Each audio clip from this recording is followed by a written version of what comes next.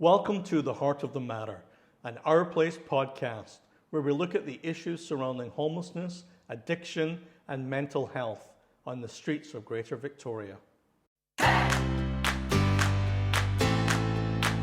Hello, I'm Stephen Seltzer, Manager of Community and Corporate Partnerships for Our Place, and I'm pleased to welcome Anne McIntyre, Founder and Executive Director of Soap for Hope Canada, to today's Heart of the Matter podcast. Welcome. Thanks, Steve.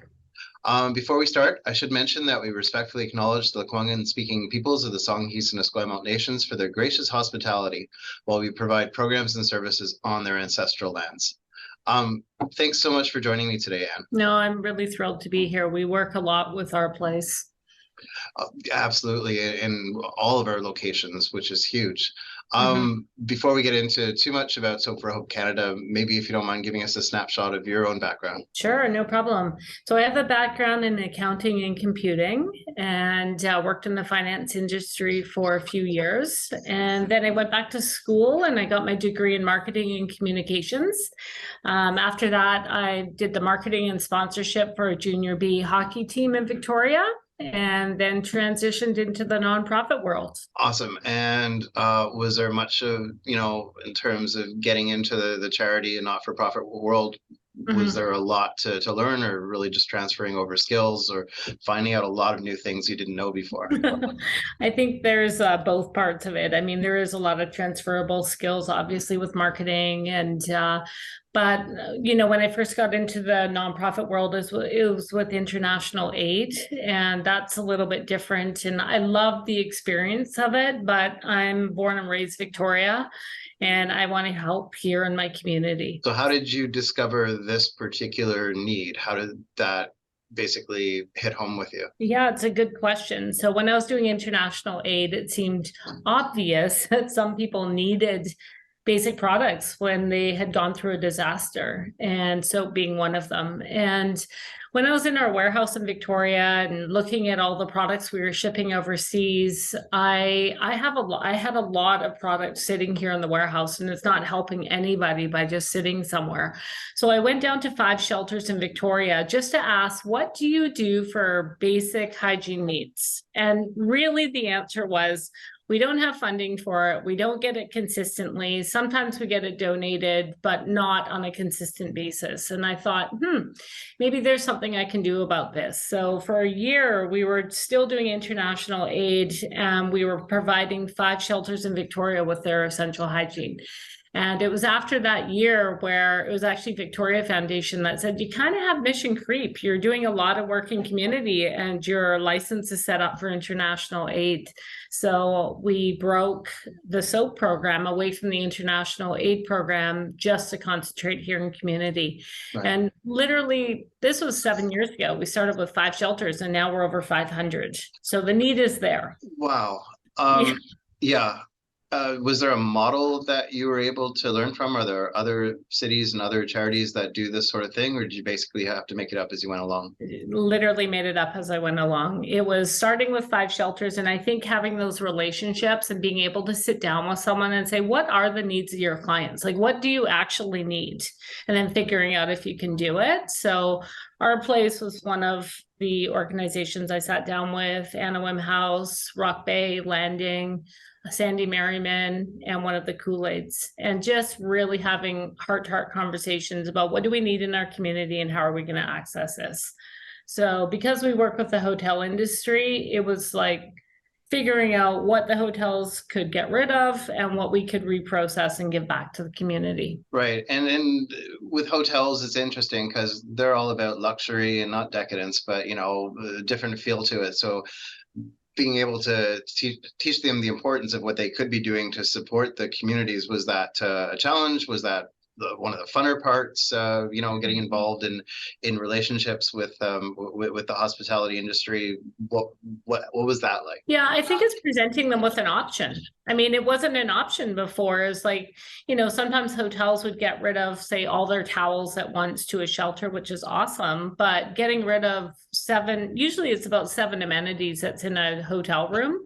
So that consistently over time builds up to a lot of products. So they didn't know it was an option that someone would take it, reprocess it, and then give it back to community. So there's kind of two parts to it. There's an environmental aspect, which is very appealing to hotels. And then there's well, if you do this, then we can give back to your community, and it's really not costing you any money. You're just, giving everything to us so we can do, what we do to it.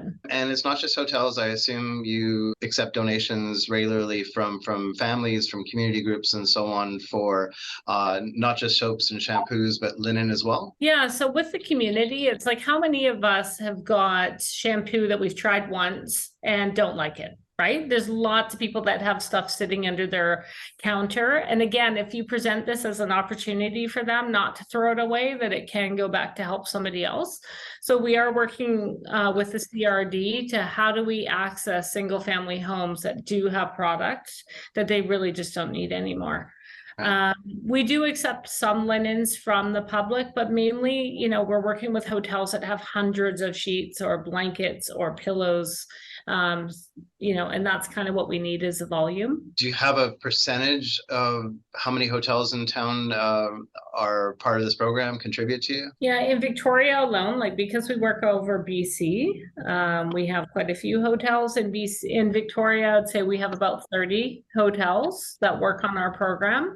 And in doing that, we support 108 facilities in Victoria. Now, of course, when COVID hit, I'm sure everything went down drastically. So how did you navigate through that and come out on the other side? Yeah, it's a good question. So, I remember doing a SWOT analysis when I first started this, and one of the threats was, what if all the hotels shut down, which you never think is ever going to happen. And then hotels during COVID probably went down to 10% occupancy. And even then, some of them were instilling rules that everything had to go in the garbage. So we went from a supply of, last year we got 136,000 pounds of product to pretty much nothing for 2 years, overnight, absolutely nothing. But the needs of our community went up. So we went to a purchasing model. It's not something long-term we wanted to do, but in the interim, we had to do it. And we just started purchasing product. And the funding came from Victoria Foundation and private donors and so on, or? Yeah, Victoria Foundation was instrumental in the beginning. Remember what they were doing their funding campaigns. We also got a lot of government funding from the Community Recovery Program. We did get some funding from there, from BC Gaming. United Way was great, and a lot of private donors that saw the need. But we had to pivot fast. And I think we went up 175% during the 2 years of COVID. And we'll talk in a second about how you're pivoting again for another campaign. But where are you at now compared to, say, before COVID? There's been a little bit of a transition. Before, maybe we were concentrating more on shelters and people that were street entrenched. And now it's financially insecure families. Okay. A lot of families that are struggling with inflation, that are reaching out to food banks. Food Banks BC has asked us to take over all the hygiene for the food banks in BC, and refugees coming into Canada. So we work a lot in BC with refugees weekly. It's not, once in a blue moon, it's consistently. Right. So there's general refugees coming in, but you're also providing a concerted effort to support those who've been fleeing from the Ukraine. That's right. So where are you at with that? Yeah. So when the war broke out last March, our warehouse literally looked like a hoarder's paradise. We had so many people stepping up and collecting donations and dropping off donations that we could hardly walk in our warehouse. And we were sending containers with international companies to Poland and Ukraine and around that area. Okay. Now that we're helping families that are arriving, and they keep arriving, we cannot get anybody to donate anything. So we'll say we have Ukrainian families that we're helping and nothing will come in, absolutely nothing. So it's a little bit of a mystery to me because the war is still happening, families are still suffering, and people are still coming here, and we're supporting them with family kits every week. I hate to ask, but I guess that's some sort of fatigue even though the crisis is still real. Yeah, there gets to be a fatigue there also. It's not in the media like it was last year. And when something's in the media and it seems that, we have to help right now, but people forget that these things still go on, even if you're not hearing about it in the news. Okay. Yeah. Well, definitely, we're happy to promote as much as you help us with our desperate need to help those in our community who are struggling. We definitely want to make sure that you get all the awareness you can for all the work you're doing, especially for people coming to Victoria who need to be set up properly so that they can thrive in this region and not have to worry about just basic survival.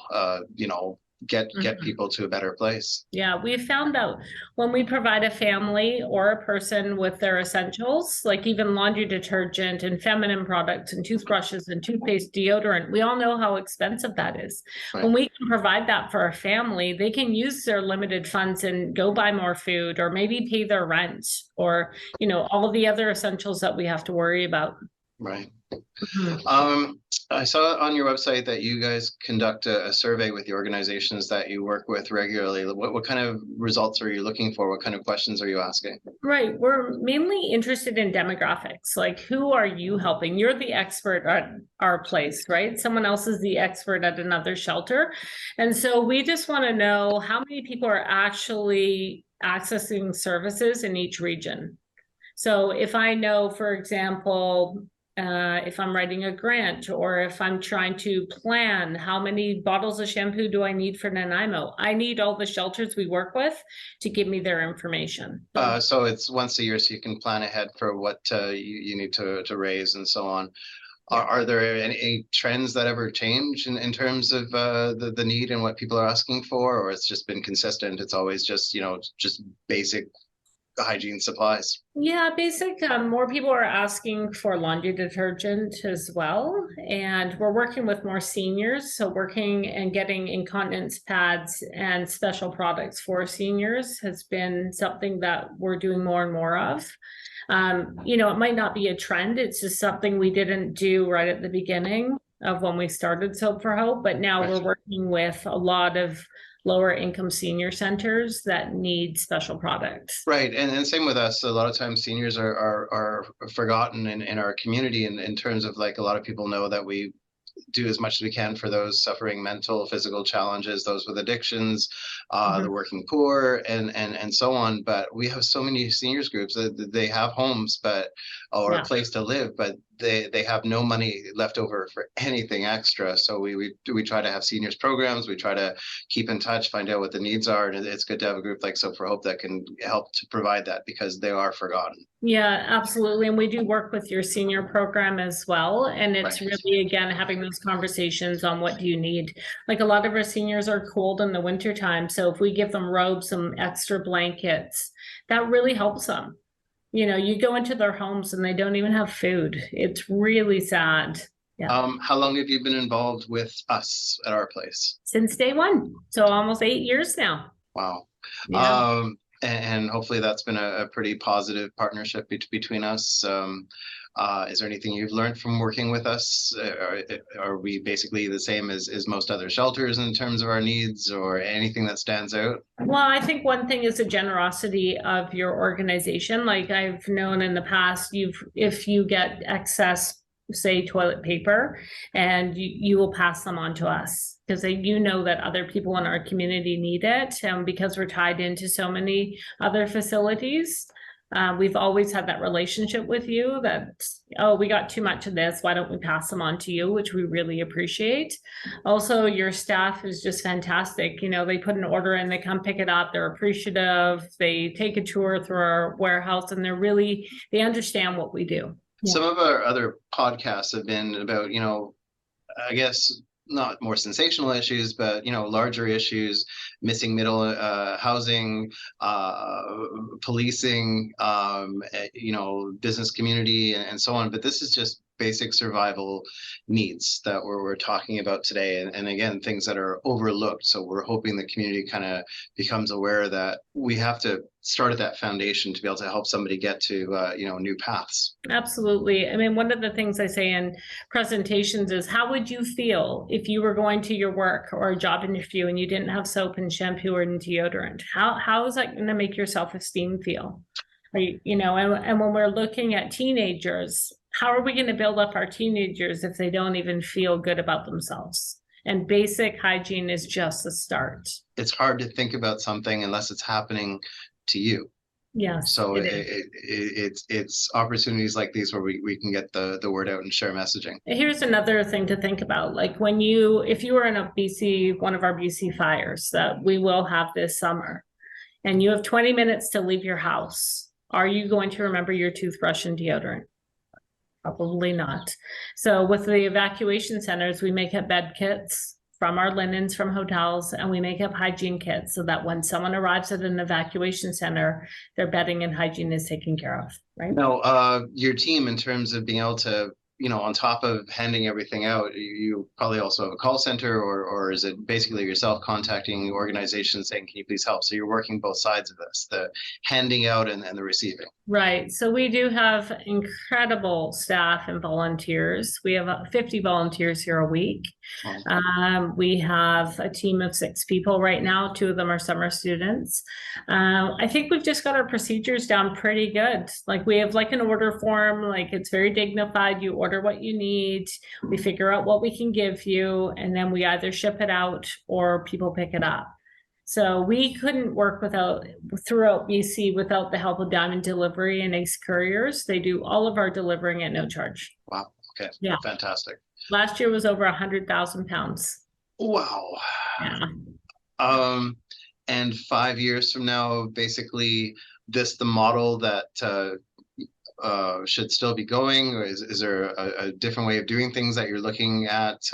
Because the need will always be there. Yeah, the need will be there. We're looking at a change in the hotel industry. They've gone from little hotel amenity size to refillable to the big bottles. squirty bottles. Yeah, so that's creating a little bit of a challenge, because we probably will always have street and trench people that need the individual sizes. Yeah. So that's a little bit of a challenge.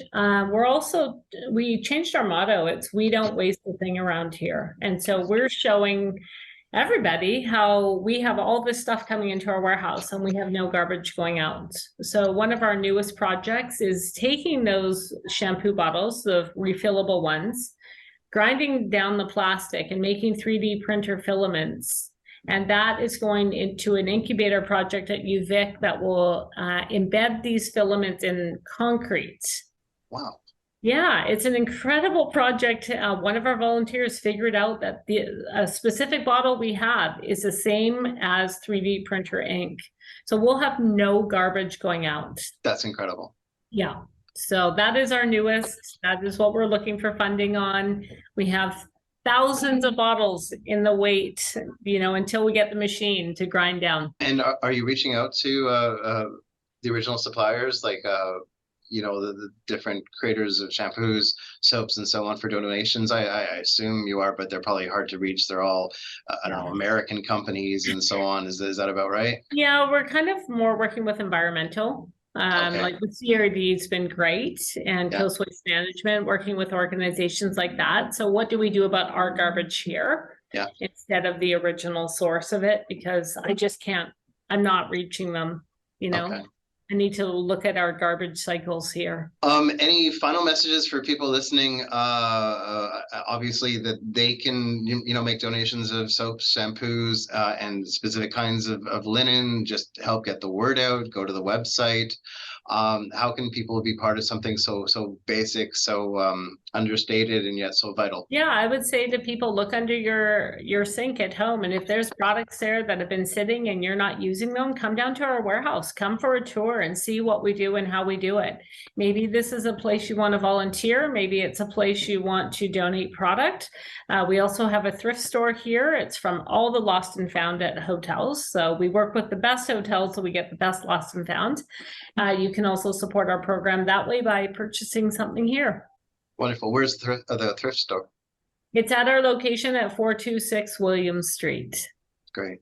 And thank you so much for this. Really appreciate it. It's one of those things where, I didn't know half of what was going on. So I really appreciate the knowledge. Yeah, thanks, Steve, for having us. No problem. Thank you. You've been listening to the Heart of the Matter podcast. For more information about our place and the vital programs and services provided to the Greater Victoria community, please go to www.ourplacesociety.com. Our Place is a registered BC charity. You can donate by visiting the website or by calling 250-940-5060. Help us to bring hope and belonging to those in need.